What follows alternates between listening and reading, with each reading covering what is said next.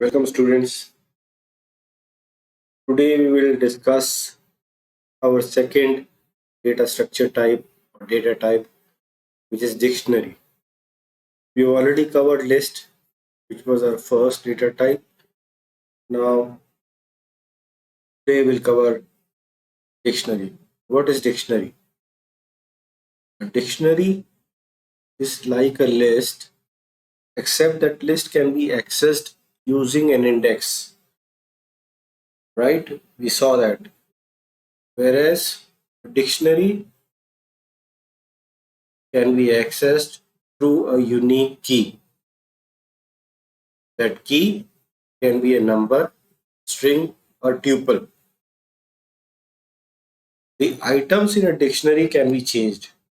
The values or the elements can be changed, but the keys are immutable data type. They cannot be changed. From syntax point of view, each key is separated from its value by a colon.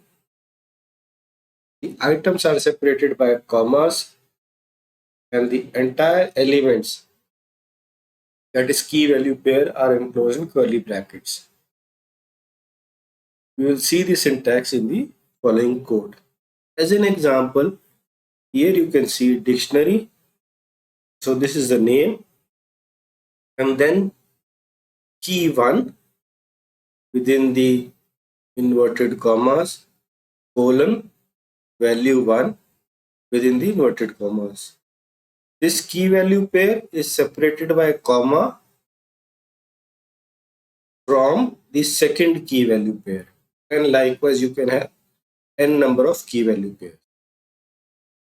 Okay, so this is called dictionary. Now here, what is the difference? That in list we didn't have any key. We were accessing the values based on the index. If you recall, value 1 was at index 0, and likewise. But here the key is the index. So I can access, or we can access the value 1 by using key 1.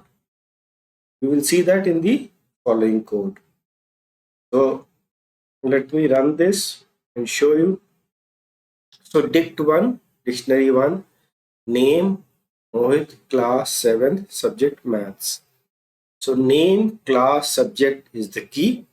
Mohit 7, maths is the value of that respective key. Okay, when I print this, you can see here, so this is the dict1, and when I print dict2, so this is the dict2, and when I print what is the type of this variable dict1, it says it is a dictionary. Okay, so this is how we define a dictionary. It is very simple.